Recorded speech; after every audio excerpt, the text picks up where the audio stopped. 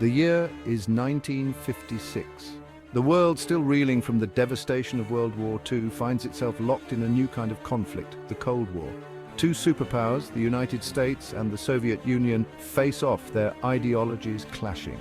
It was in this tense global climate that a crisis erupted in a seemingly unlikely place, the Suez Canal, a vital waterway connecting the Mediterranean Sea to the Red Sea. The Suez Crisis, as it came to be known, was a pivotal event, shaking the foundations of the post-war world and reshaping the geopolitical landscape for decades to come.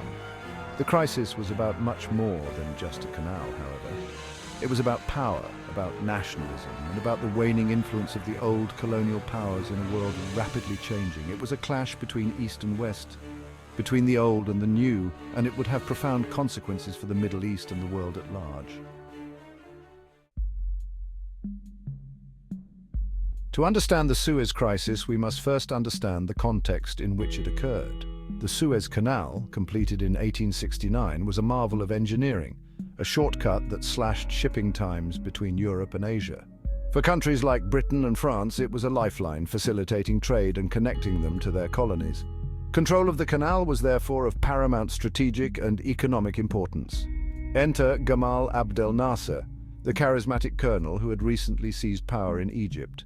Nasser was a staunch nationalist, determined to free Egypt from the vestiges of colonial rule. He saw the Suez Canal, still largely controlled by British and French interests, as a symbol of foreign domination. In July 1956, Nasser made a bold move. He nationalized the Suez Canal, declaring that Egypt would take control of its own destiny.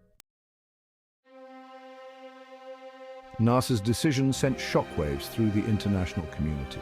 Britain and France, outraged by the nationalization, saw it as a direct threat to their interests. They were determined to regain control of the canal by force if necessary. Israel too had a stake in the game. Nasser's Egypt was a growing power in the region, and Israel viewed its neighbor with suspicion, fearing its military ambitions. The stage was set for a confrontation. Behind the scenes, a secret alliance was forged. Britain, France, and Israel agreed to a plan. Israel would invade Egypt, providing a pretext for British and French intervention. The aim was to topple Nasser and regain control of the Suez Canal. The plan, however, was fraught with risk. They had underestimated the reaction of the two superpowers, the United States and the Soviet Union. Section 4.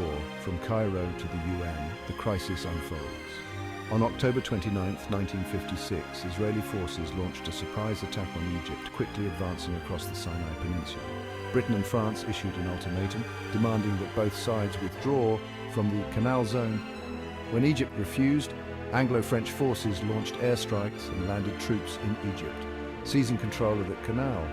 The international response was swift and furious. The United States, caught off guard by the actions of its allies, condemned the invasion. The Soviet Union, eager to exploit the crisis, threatened to intervene on Egypt's behalf. The matter was brought before the United Nations, where both superpowers, along with the majority of the international community, demanded a ceasefire. Faced with mounting pressure, Britain, France, and Israel were forced to withdraw their forces. Section 5. Shifting Sands. The Suez Crisis and its legacy. The Suez Crisis was over, but its consequences would resonate for years to come. The crisis marked a turning point in the post-war world, signaling the decline of British and French influence and the rise of the United States and the Soviet Union as the dominant superpowers. It also had a profound impact on the Middle East. Nasser, though defeated militarily, emerged from the crisis a hero, his pan-Arabist vision strengthened. The Suez Crisis, in many ways, sowed the seeds of future conflicts in the region, fueling Arab nationalism and solidifying the Arab-Israeli conflict. The crisis also underscored the importance of the United Nations in resolving international disputes.